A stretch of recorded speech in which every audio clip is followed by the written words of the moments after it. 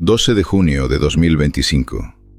La sede del PSOE en la calle Ferraz amanece bajo asedio. Agentes de la Unidad Central Operativa rodean el edificio.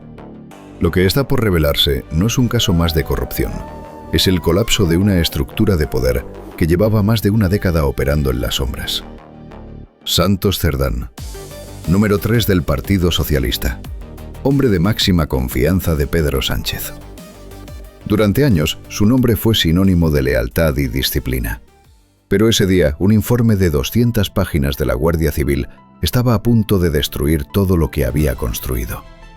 Sobres con dinero en metálico, grabaciones comprometedoras, más de 600.000 euros en comisiones ilegales y un sistema de adjudicaciones fraudulentas que se extendía por toda España.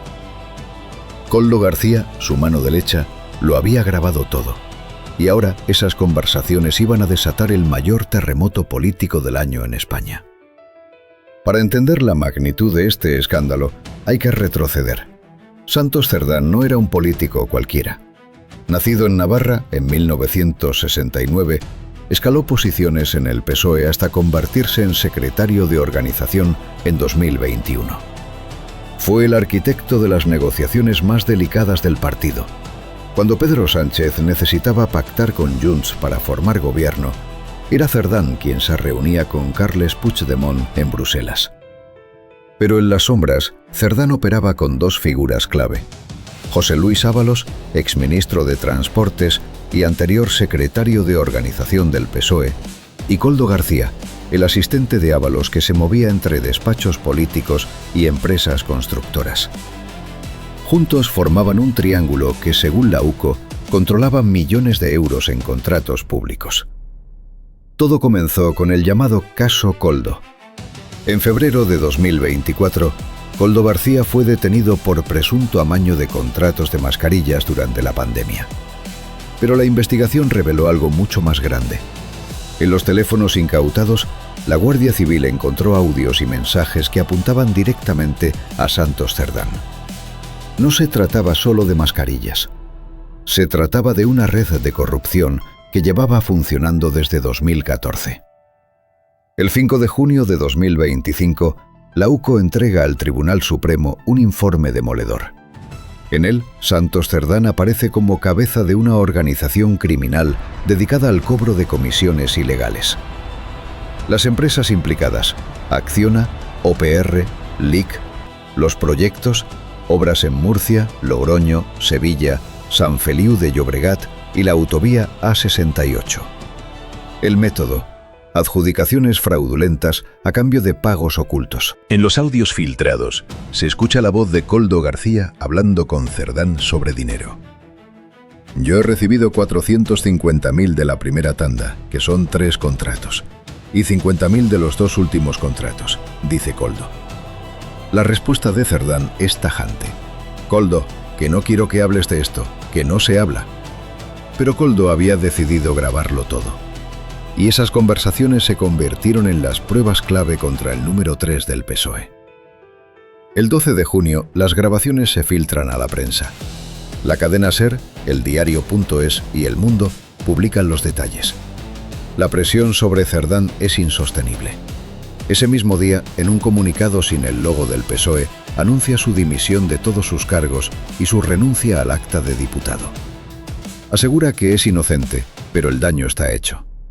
Por la tarde, Pedro Sánchez comparece en la sede del partido. Su mensaje es claro: pide perdón públicamente y exige medidas de regeneración. Pero para muchos es demasiado tarde. Cerdán era su hombre de confianza, el arquitecto de sus pactos más difíciles. ¿Cómo pudo Sánchez no saber nada durante más de 10 años? La oposición no tarda en exigir responsabilidades políticas. El Partido Popular habla de corrupción sistémica en el PSOE.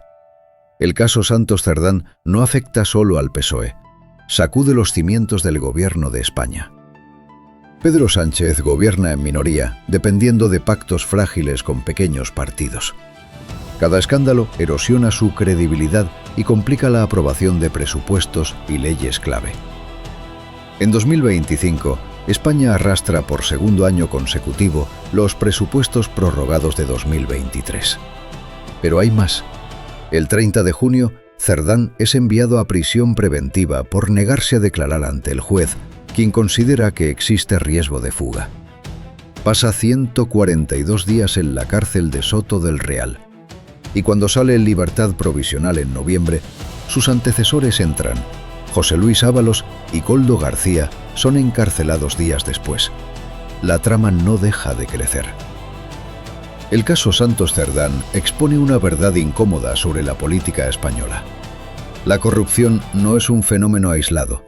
Es una red de relaciones, favores y pactos ocultos que atraviesa partidos, empresas y administraciones. Durante años, esa red operó en silencio, hasta que alguien decidió grabar las conversaciones. Hoy, Santos Cerdán espera juicio. Pedro Sánchez intenta reconstruir la confianza en su gobierno. Y el PSOE enfrenta su peor crisis de credibilidad en años. Pero la pregunta sigue en el aire. ¿Cuántos otros casos permanecen ocultos en las sombras del poder? Porque en política, como en cualquier estructura de poder, lo que se graba hoy puede ser la evidencia que lo destruya todo mañana.